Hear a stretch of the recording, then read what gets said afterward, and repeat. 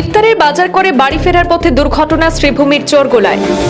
দ্রুতগামী ডাম্পারের ধাক্কায় নিহত স্কুটি চালক, আহত অপর স্কুটি আরোহী। অ্যাম্বুলেন্স পৌঁছাতে দেরি হলে আহতকে মালগাড়িতে করে হাসপাতালে পাঠান স্থানীয়রা। ক্ষুব্ধ জনতার সড়ক অবরোধে ৬ নম্বর জাতীয় সড়কে সৃষ্টি হয় দীর্ঘ যানজট।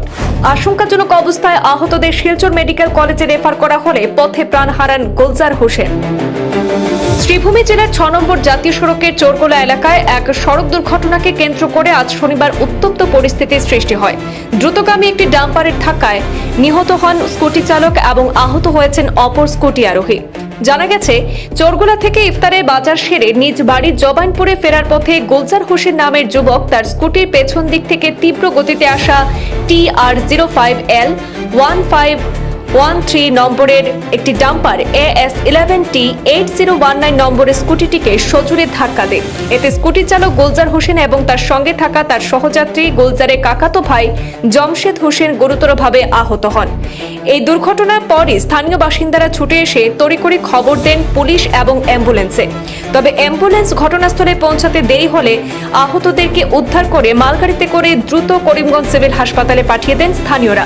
সেখানে কর্তব্যরত চিকিৎসক দুই আহতের শারীরিক অবস্থা আশঙ্কাজনক দেখে উন্নত চিকিৎসার জন্য তাদের শিলচর মেডিকেল কলেজ ও হাসপাতালে রেফার করেন। আর শিলচর মেডিকেল কলেজে পৌঁছানোর পথে প্রাণ হারান তরতাজা যুবক গুলজার হোসেন।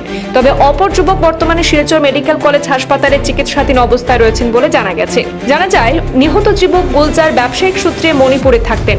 কিছুদিন পূর্বে বাড়িতে বেড়াতে এসেছিলেন আর আজ তার সঙ্গে এই মর্মান্তিক ঘটনা ঘটে গেল। এদিকে দুর্ঘটনার খবর ছড়িয়ে পড়তে এলাকায় চাঞ্চল্যের সৃষ্টি হয়। ক্ষুব্ধ স্থানীয় বাসিন্দারা ডাম্পারের বিরুদ্ধে প্রতিবাদ জানিয়ে ৬ নম্বর জাতীয় সড়কে অবরোধ করে তোলে। এর ফলে কয়েক কিলোমিটার জুড়ে তীব্র যানজটের সৃষ্টি হয় এবং দীর্ঘ সময় ধরে যান চলাচল ব্যাহত থাকে জাতীয় সড়কে। পরবর্তীতে পুলিশ ঘটনাস্থলে পৌঁছে পরিস্থিতি নিয়ন্ত্রণে আনে এবং স্থানীয়দের সঙ্গে আলোচনা করে অবরোধ তুলে দেওয়া হয়। এরপর ধীরে ধীরে স্বাভাবিক হয় যান চলাচল। দুর্ঘটনায় জড়িত স্কুটি এবং ডাম্পারটি পুলিশ উদ্ধার করে থানায় নিয়ে যায়। ঘটনার তদন্ত শুরু করেছে পুলিশ।